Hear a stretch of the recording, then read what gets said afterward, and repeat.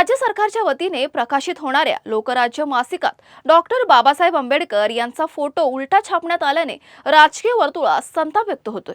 या प्रकरणी माजी मंत्री तथा आमदार नितीन राऊत यांनी सरकारवर टीका करत दोषींवर तातडीने कारवाई करण्याची मागणी केली आहे आणि या संदर्भात आमदार नितीन राऊत यांच्याशी संवाद साधलाय आमचे प्रतिनिधी संतोष मोरे यांनी। बघूयात। ज्येष्ठ नेते आणि माजी मंत्री नितीन राऊत आपल्यासोबत आहे। लोकराज्य पुस्तिकेवर राज्य सरकारच्या बाबासाहेब आंबेडकर यांचा फोटो उलटा लावण्यात आलेला, यावर सरकारच्या विरोधात विरोधकांनी मोठ्या प्रमाणात आवाज उचलला। एप्रिल 2026ला लोकराज्याचा हा जो अंक निघाला, या अंकामध्ये पृष्ठ क्रमांक 9 वरती अशा पद्धतीनं बाबासाहेबांची प्रतिमा ही या ठिकाणी उलट दाखवलेली आहे।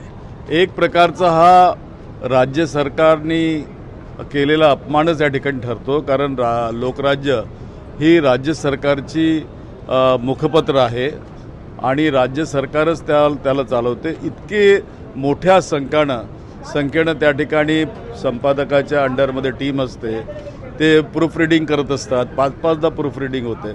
मग ही चूक झाली कशी? मला तरी वाटतं की या सरकारने अपमानच एक प्रकारे केलेला आहे। ज्यांनी या देशाला दिलेल्या संविधानाची शपथही घेतात, त्या शपथेचा सुद्धा हा अपमान आहे एक प्रकारे।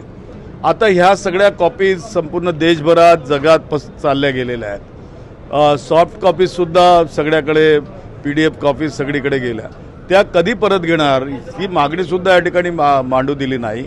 मी यावर स्थगन लावला होता, निवेदन केलं याच्यावरती। मुख्यमंत्र्यांनी म्हटलं की आम्ही त्यांच्यावरती कारवाई करू, पण काय कारवाई करणार या संबंधीचं सुतोवाच अजिबात नाही। अलीकडेच तुम्ही पाहिलं असेल की एक निळं वादळ काही दिवसापूर्वी मंत्रालयावर चालून आलेलं होतं। आता हा निळं वादळच या संबंधी या ठिकाणी निकाल लावेल आणि यांना सांगेल की निळे वादळाची ताकद काय असते। मात्र अशा प्रकारे प्रतिमा चुकीच्या लावल्यानंतर कारवाई संदर्भात राज्य सरकार कुठलाही निर्णय देत नाही, ठोस उपाय सांगत नाहीये। काय कारण अधिकाऱ्यांना कुठं लपवण्यात पाठीखाली घेण्याचा प्रयत्न आहे? हाच प्रकार या ठिकाणी समजला पाहिजे की अधिकाऱ्यांना हे लोक का लपवत आहेत, त्यांच्यावर का कारवाई करणार म्हणजे नेमकं काय करणार?